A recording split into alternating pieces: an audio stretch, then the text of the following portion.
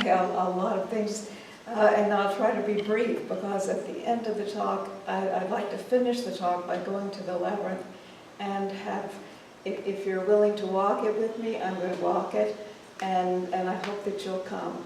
If for any reason you don't feel comfortable walking it, I hope you'll come over and at least look at it, because before anything, becoming familiar with it, feeling comfortable with it, knowing where it is and why it's there and what it can be used for, and all the many things that it can bring in life, please do today, if not today, another day. Check it out. So my initial idea was to talk about life transitions and labyrinths.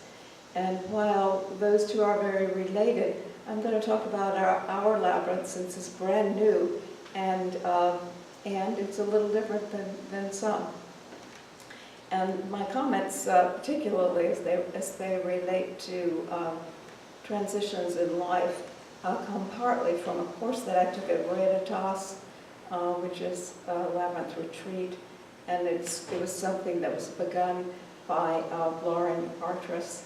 Some of you are familiar with her. She's an author and a very well-known person. I'm glad to say that it's complete, and thanks to Sandy, and she and I worked very, very hard to make sure that it would be not only useful but beautiful. So it has the most beautiful rocks we could find, and we scrubbed them up and set them up, stood them up, and I think it looks really wonderful. And thanks to Garnet and Bob for preparing the site, and all of you, Marie, Shannon, everyone who brought rocks, and they've been very valuable, and you'll see your rocks out there. So many thanks to all of you. Every walk in a labyrinth has 3 parts, and that is the entering of the sacred space, and the receiving of whatever may come while you're in the labyrinth, and then the reflecting as you move out of the labyrinth and back into the world. So the labyrinth has, I encourage everyone to take a few moments before stepping in to see it as a sacred space, and to understand that as you enter it, you can leave all your usual daily concerns, worries, and thoughts, whatever was bothering you before. You can leave it outside. And when you walk in the labyrinth, it's a different space. It's a calm space, and somewhat it's a sacred area for time with yourself, time with God, time for prayer or meditation, or for rest. I do want to say that since there's some confusion about what's a maze and what's a labyrinth, that it isn't a maze. And a maze is meant to entertain and challenge, and it has wrong turns, it has dead ends, it has loopbacks, and it's meant to challenge the user to be sort of a game, to entertain, and while you can get to the center, it isn't necessarily easy or direct, but a labyrinth is very different. It's a single path, it's circuitous, so as you enter, you don't see what will happen as you follow the path. And when you reach the end, or close to the end of the path, you'll see the turn you'll make. And it may be up or down, it can be a pretty sharp turn or a gentle turn, but all of the transitions move you to a different path. And as you move through the transition, you only really clearly see your path after you move through the transition. The tendency, everyone's, mine too, is to sort of hurry through the turns because you want to get on your new path. But I encourage you to take a few moments to move through that transition, because it's a big, in life, the transitions to a new path are sometimes not easy. Sometimes they're a little challenging and you don't know what your path will be on the other side. And only after you move through it can you really see where your new path is.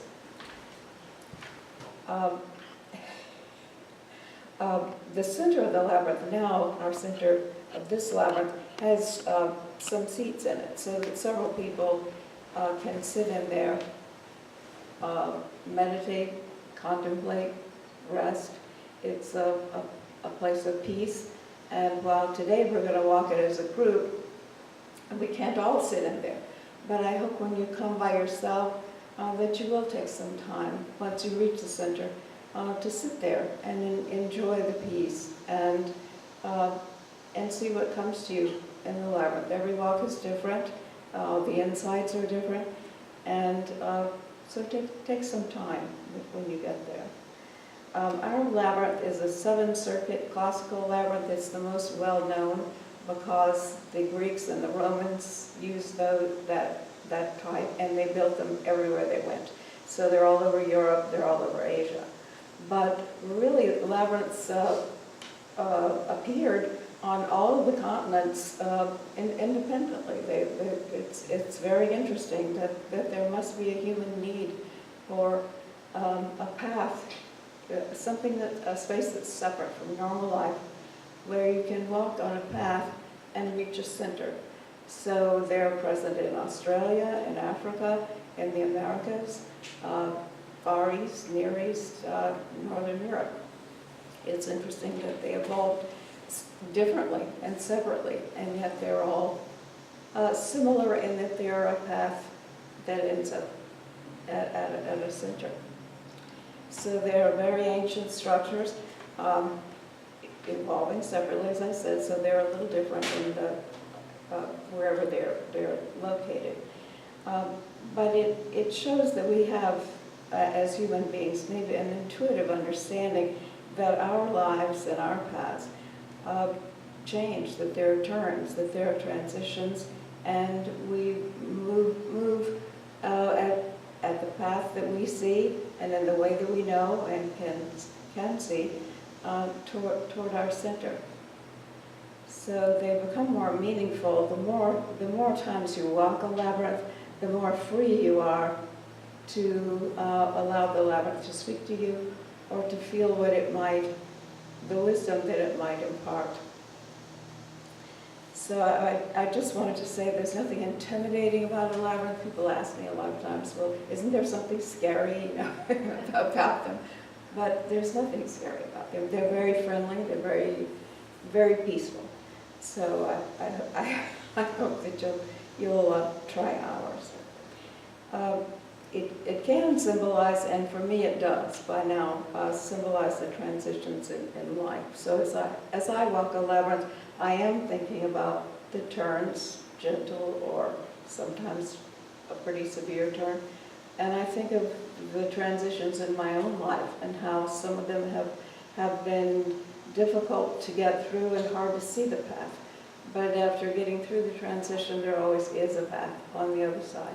And the labyrinth helps me remember that. So it can be a contemplative time, a time alone with God or yourself, a time of rest or respite, and a reflection, on your own life. And for me now, it is that. But in the beginning, it's important just to experience it and not have an expectation, because in the beginning you're learning it. You're learning how to enter it, how it works, and get to the center, and then get back out. And the experience may be only that you experience the labyrinth that time, or it may be more than that, and may be different, but it's always different.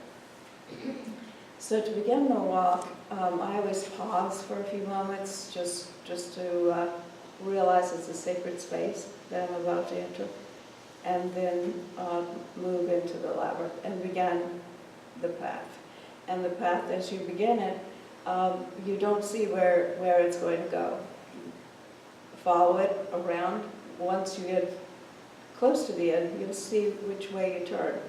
And as I said earlier, sometimes you turn up toward the center, sometimes down toward the outside, sometimes a sharp turn, and sometimes a gentle turn. But there always is a path on the other side. And our lives are full of transitions as well. And a labyrinth can help you know you don't have to figure out every single thing at the beginning. You know, at the beginning of our lives, we can't figure out how it's going to go because all kinds of things happen in life. Opportunities come up or things change, and our direction changes as the labyrinth does. And in walking the labyrinth, I can see some of the changes I have made, and maybe some that will be coming up, and realize they may not be easy to do, but when I can make it through the transition, I will know what to do. So every transition has 3 parts. It has the approach, where you know you're going to be making a turn. There's the movement through the transition, or the turn, and then the new path. So they can help us understand that there always is a path on the other side of it, of a transition or a turn or a change in life. So as the transitions come up, try not to rush through them, and the tendency, as I said, me too, is to sort of hurry through the curves and get on with the other, you know, with the new path. But there's no reason to rush. And we have all the time that we need or want to take, and especially if you walk it by yourself, you can walk it as quickly or slowly as you please. It's for your use, for whatever you need right then, however it can serve you then.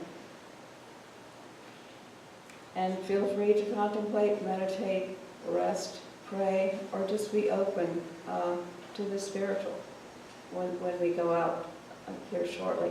But before we go out, I wanted to ask, does anybody have any questions, either about our current labyrinth here, or about labyrinths in general, or in any of the things that I've said? Yes, Vaughn? I'm glad to be here, and I want to say that it did come to me that your lovely labyrinth is perhaps a beautiful capstone to the transition that your little congregation has been through with losing your settled minister, all that. Thank you. Very, very lovely, and I wish everyone here the very best. Thank you, Bonnie. Thank you, and thanks for coming. Chris, did you? I was thinking. No.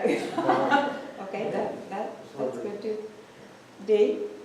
You said this was a Southern Circuit classical?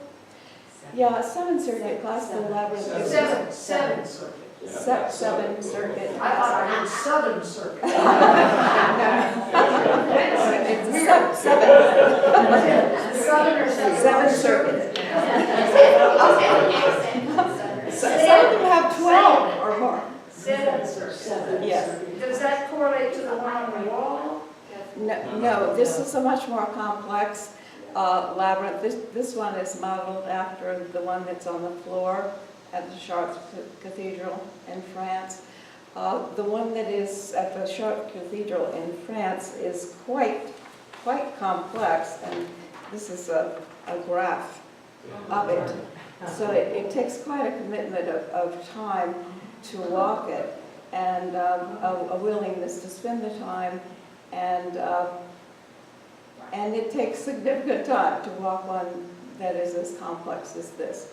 So I didn't want to, I mean, none of us want to create something that would be onerous to walk. We wanted to create something that would be direct to walk and would not take a great deal of time. So what's the 7? Are there 7 walkways? There's 7 circuits. 7? Seven, you go around 7 times, so there's 7 paths as you approach the center. Thank you. Thanks.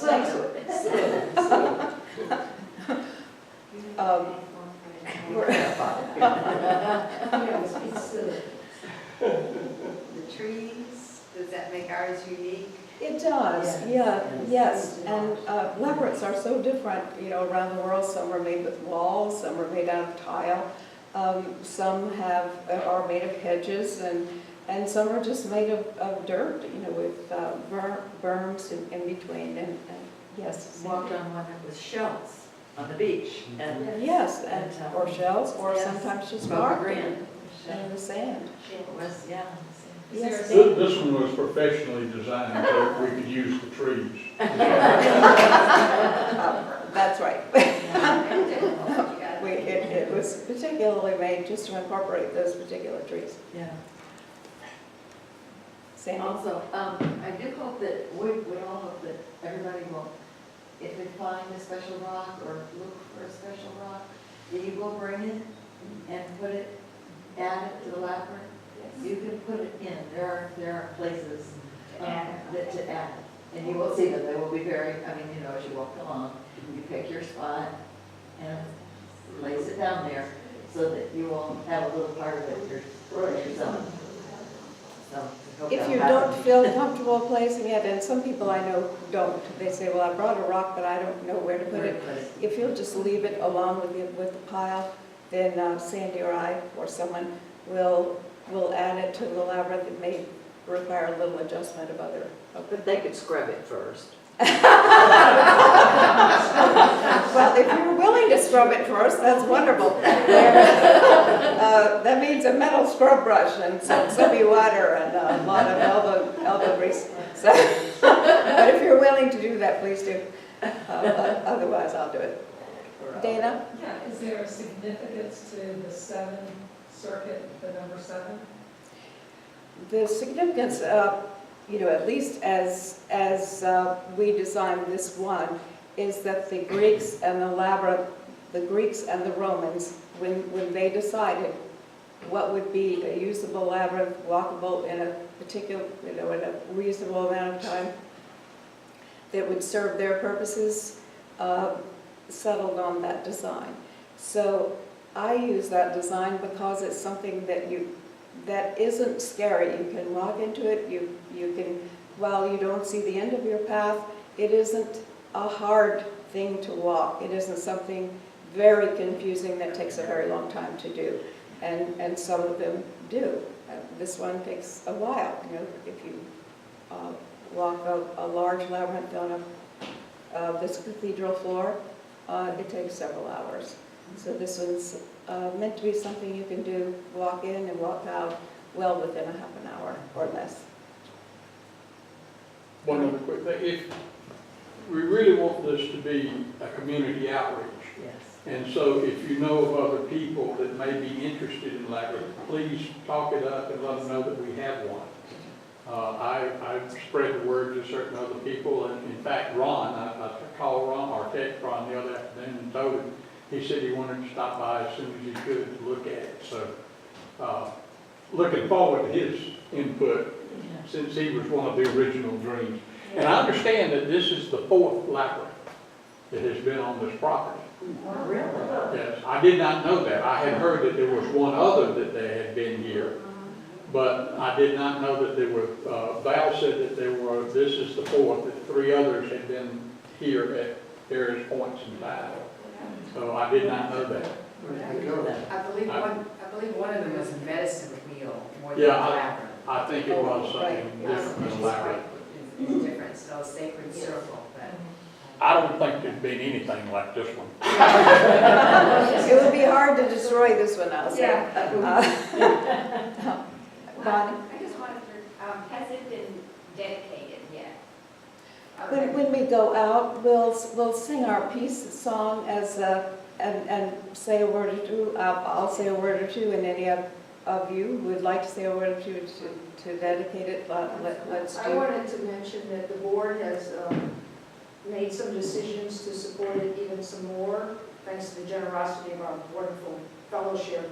The board has money, and we're going to get some sort of professional post out there with how to walk it. Good. Garnet's going to head that up as well. And Great. then also, we've decided that Founder's Day, which Mimi and Joyce are going to shepherd again, Mhm. will be the official kickoff. I guess, what's the term? Dedication. Dedication. Yeah. Not kickoff, Great. it's not a football stadium. Well, thank you so much. And it September what, 17th? 17th. Yeah. official. September. And generally, that's a time when many people who've been part of this mission, this ministry in this special place come, and they've come only for that often. That would be terrific. So to have that special dedication then would be meaningful to a lot of people. Fantastic. I have, darn it, and I have discussed that signage of some sort, explaining how to walk it would be important, since not everybody has even heard of them, Right. or is inclined at all to use them, or understands why, Yeah. why they might want to. Yes. A suggestion, if Yes. you might add that sort of instruction on your website. Mhm. That's a good idea. Thank you. Yeah. Yep, that's a very good idea. And also some comments about the labyrinth, like she just said. Yeah. Transition. It's very exciting. I think that it is. Let's do it. Well, let's go out Let's do it. and have a look.